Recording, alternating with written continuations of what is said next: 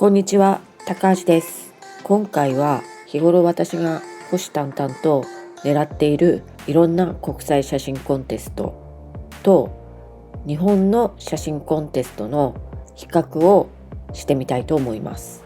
ちなみに私は2018年にナショナルジオグラフィックの写真コンテストで日本人で初めてグランプリを受賞した写真家でもあります。この順番で解説していきたいと思います。比較項目はまず賞金で応募の料金で応募する対象、どんな人が応募していいのかとかですね。あと審査員、どんな審査員がいるのかなみたいな。あと応募企画、これねいっぱいあるんで、とりあえず公開か非公開写真どっちでもいいのとかっていうの、どの提出は必要なのかと応募の形ですね。比較する写真コンテストは、国内は日本の自然フォトコンテスト、ニッコールフォトコンテスト、読売写真大賞、海外はワイルドライフフォトグラファーオブザイヤー、ビッグピクチャー、スミソニアンで比較していきたいと思います。確かに海外のワイルドライフフォトグラファーオブザイヤーはイギリスでトップの写真コンテストだし、ビッグピクチャーやスミソニアンはアメリカでも有数の写真コンテストと国内を比較するのちょっと無茶だなっていうのもあるんですけれども、あえてこれで比較してみたいと思います。これが日本の自然写真コンテストのホームページです。ここがですね、部門が2つあるみたいですね。プリント部門とデジタル部門。それぞれ賞金が違ってて、プリント部門が副賞100万円。あれかな。盾みたいなのもらうんじゃないですかね。特選10万円。他は、1万円とか、盾とか賞状とかですね。デジタル部門はそれより少し賞金低くなって賞金50万円。ソニーネクストフォトグラフ確かこれ30歳以下とかそういう感じの若手っていう感じのやつが、40万円ですね。で、応募料金はちょっと後ほどで、応募規定は、日本の自然ですよね、テーマ。加工は認められません。インターバル測定や、終点合成は可能です。で AI はダメですよと。未発表のものっていう風に出てますね。で、応募資格はプロアマチュア、年齢を問わずどなたでも応募できます。これは応募の形は、プリント部門っていうのはもちろんプリントして応募すると。でプリントして応募してるのにもかかわらず応募料金が4000円かかるっていう、なかなかめんどくさい応募ですね。デジタルがね、確かね無料なんですよね。10枚までだったかな、とこに書いてましたね。そうですね、3メガバイト以上10メガバイト以下ですね。そうですね、これ無料ですね。このようになってます。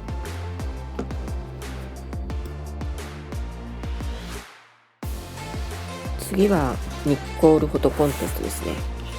このコンテスト、私が国内で応募した唯一のフォトコンテストですね。その時特選とかそういう感じの賞だったんだけれども、今見てみると様変わりしてますね。まず部門が自由部門とネイチャー、アンダー18っていうこの3つの部門になってます。で、それぞれの応募規定ももちろん違うんですよね。自由部門は、白黒とカラーで画像の加工をしてもいいって言ってるんですよね。珍しくっていうか、でもデザイン系の写真って結構そうなのかな。ソフトを使って、画像合成削除や被写体の変形、そこまでしてもいいということを書いてますね。組写真は4枚以内、プリント応募のみ。ネイチャーは、モノクロとカラーで、これは画像加工は認められません。ただ表現上必要とされる画像加工は認められるっていう、玉虫色の表現なんですよね。で、アンダー18、これ若い18歳以下ってことですよ。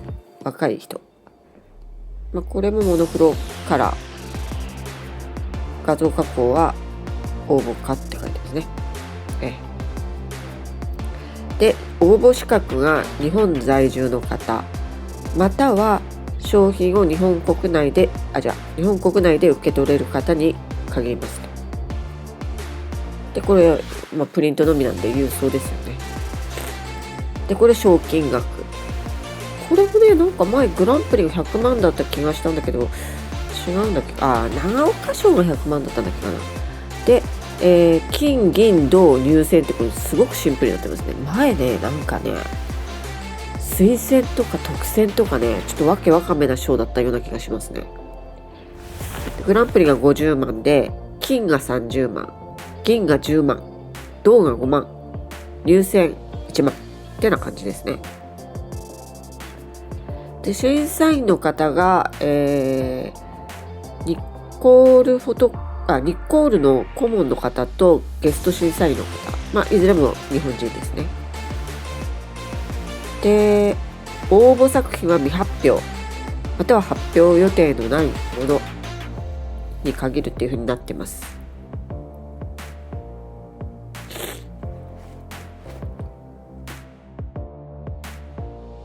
3つ目は読売写真大賞を見ていきます。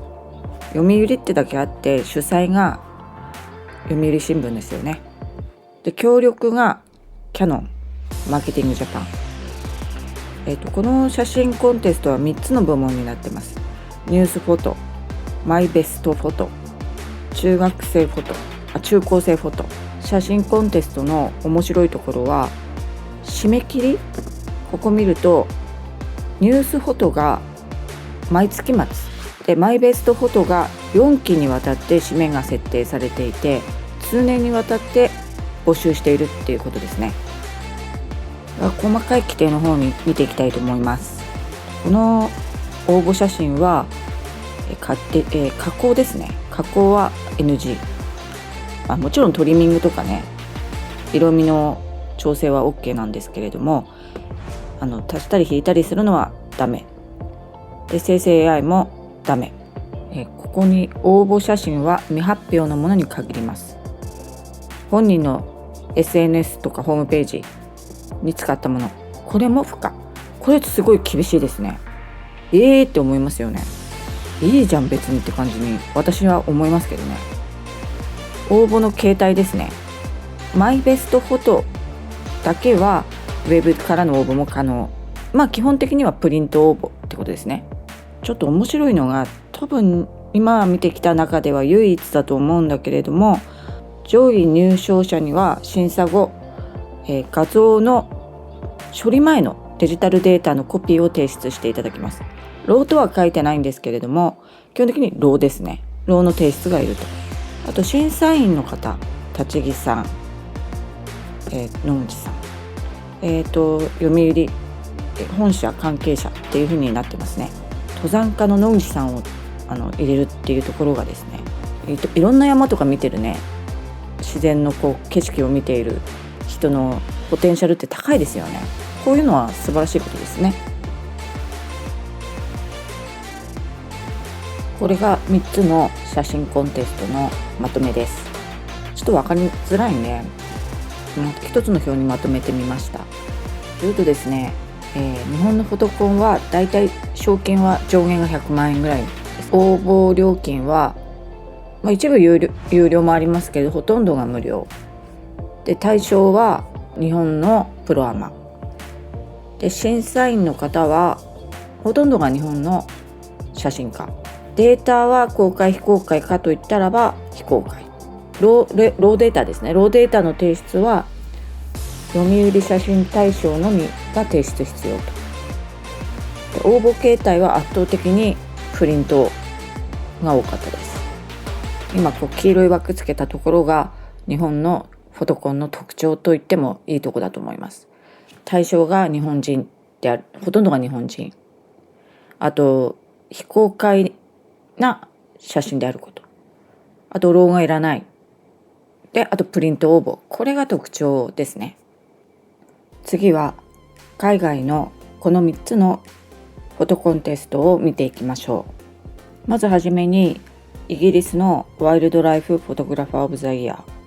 ワイルドライフフォトグラファーオブザイヤーはイギリスのロンドンにある自然史博物館が毎年開催している写真コンテストです。実質野生動物の写真コンテストの中では世界最高峰と言われているコンテストです。これがワイルドライフフォトグラファーオブザイヤーの応募のルールですね。十何カ国言語で訳されているんですけれど、めっちゃ長いんですよ。PDF で7ページに及び、細かく書いてありますので、これいちいち説明するわけにいかないので、さっきみたいに日本のまとめの表みたいな感じでまとめたいと思います。まとめるとこうなります。賞金はグランプリが$6000、だいたい日本円だと160万ぐらいで、応募料金は25枚で、35ポンド、だいたい6800円ですね。で応募対象はもう全世界のプロアマチュアで、審査員は後で見ますけど多国籍というかいろんな国の写真家、応募するデータはどんな写真かっていうと、フォトコンの国際的なフォトコンに受賞してないものっていうことですね。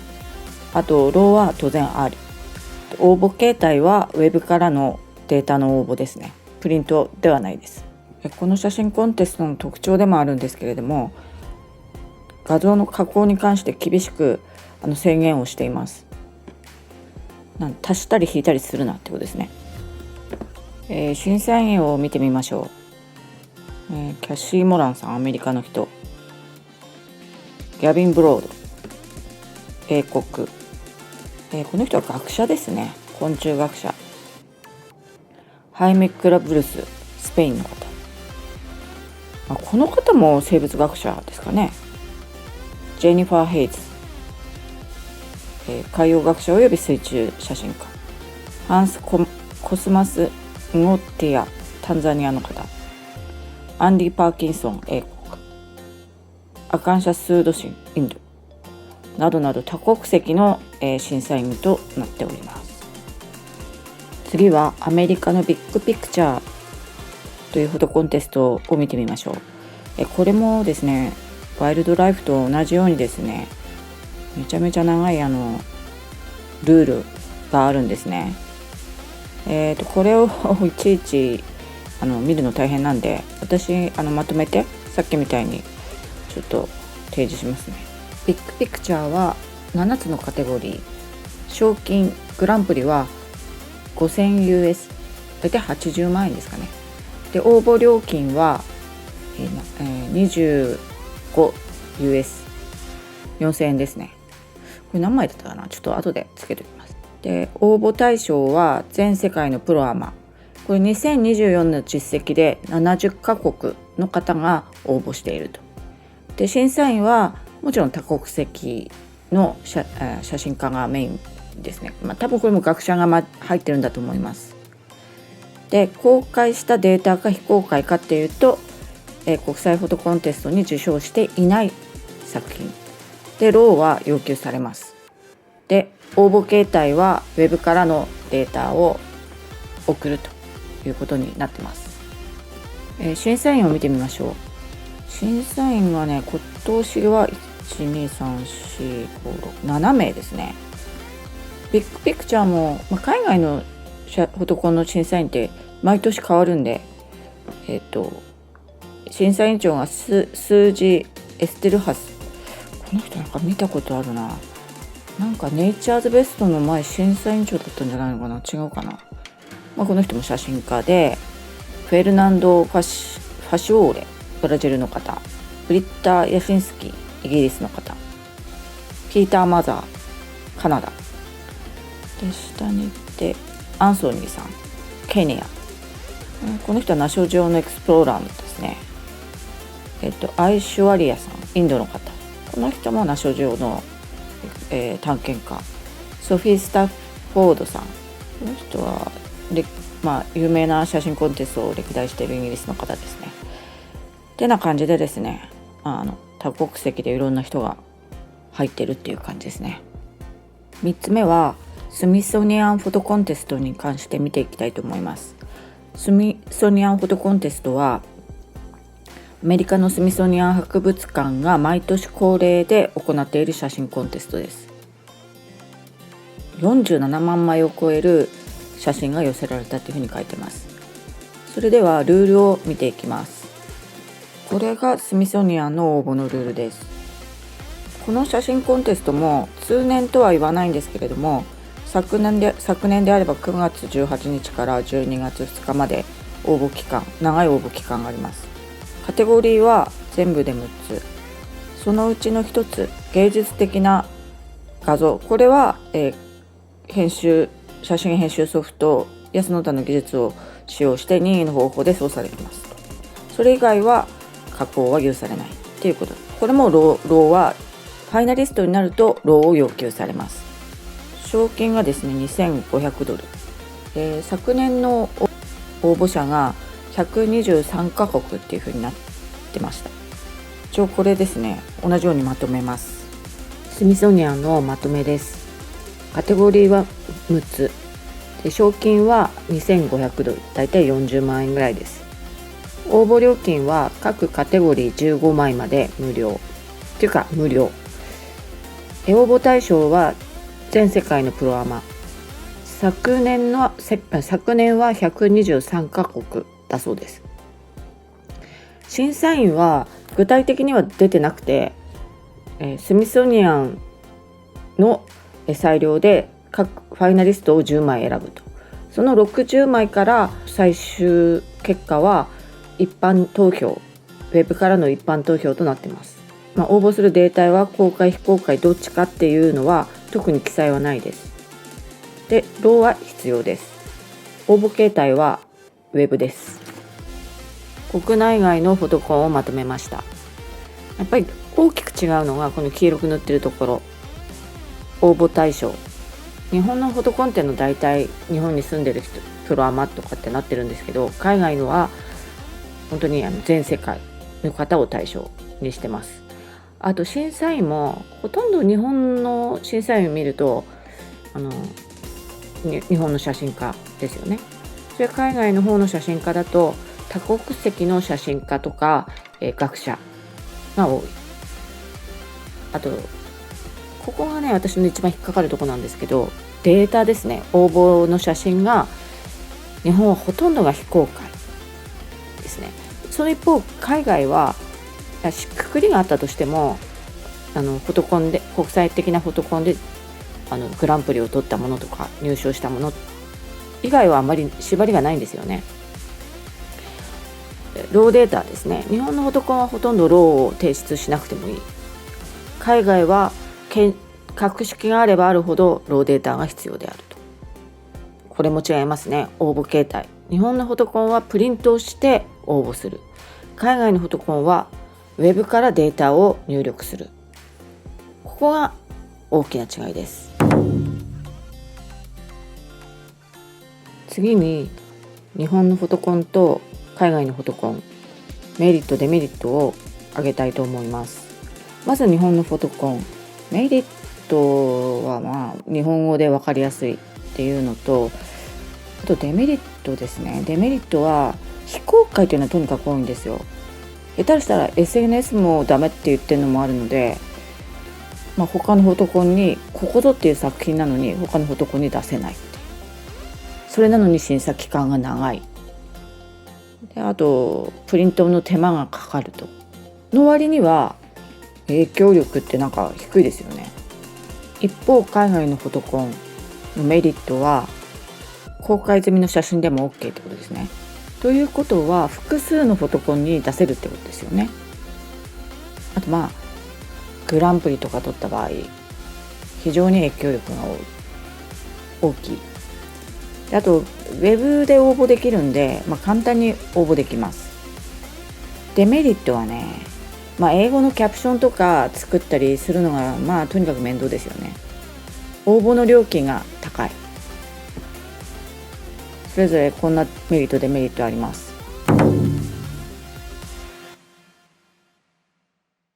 まとめに入りたいと思います。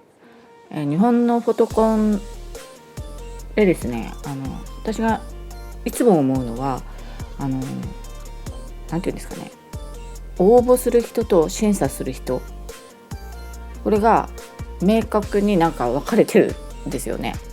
応募する人はもう愛好家で、審査する側がプロの方。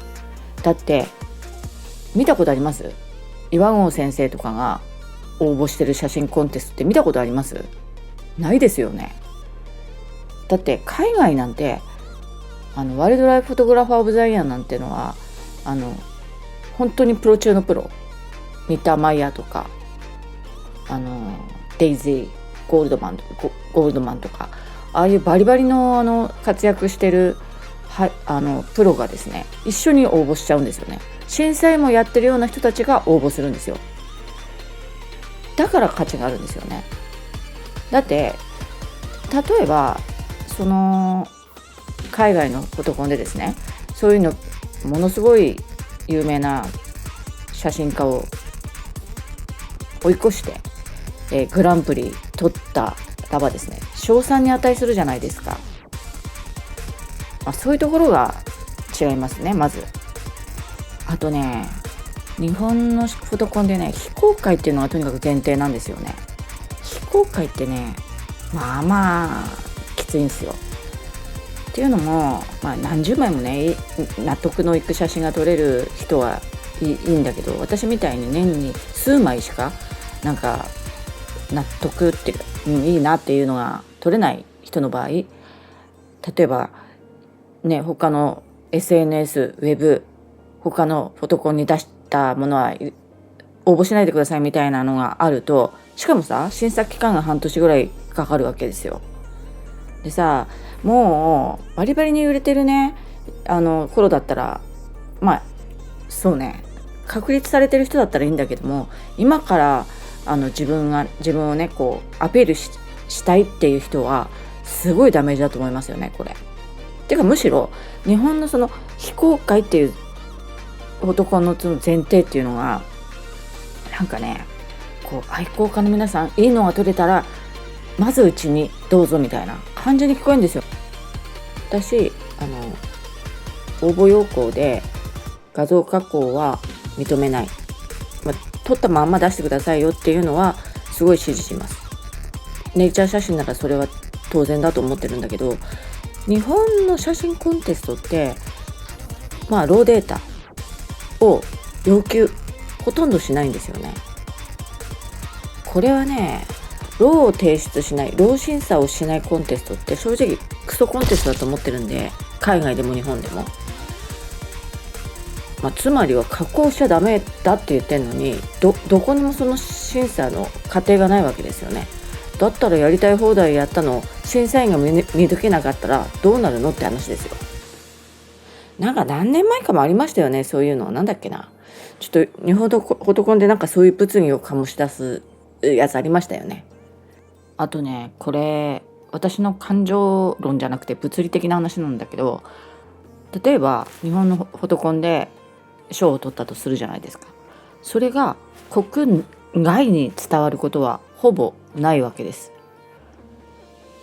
なんですけども、例えば海外のフォトコンで、グランプリもしくは1位取ったって言ったらばですね、応募してる国が全世界なので、ニュースは瞬く間に世界中に広がるってことなんですよね。Only on CBS This Morning, we are revealing the winners of National Geographic's 2018 Travel Photography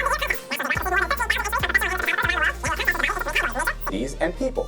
The grand prize and nature category winner is underwater photographer Reiko Takahashi. 今のはですね、私が2018年にナショジオのグランプリを取った時にアメリカで流れた朝のニュースですね。こんな感じでアメリカだけじゃなくて本当に世界中にそのニュースは広がっていきました。実際ですね、メディア扱ったメディアがこんな感じでですね、本当に中国とかヨーロッパ、アメリカ、イギリス、ヨーロッパが入入されてか、そんな感じでですね、影響力が本当に大きい。私ただのリーマンからさらって言ったらいいのかな。で、写真をすることになったきっかけというか、写真家になったきっかけがやっぱりこのグランプリを受賞したことです。やっぱり大きいです。多分ずっと日本のフォトコンをトライし続けていたら、それで例えば私が1回か2回どっかのグランプリを取ったとしても、今の私みたいにはなってなかったんじゃないのかなっていうふうに思います。ちょっと長く喋りすぎたんでそろそろやめようと思います。でも今回の、内容でだいたい海外と国内のフォトコンの違いって分かっていただけたかなと思います。本当に長い間ご視聴ありがとうございました。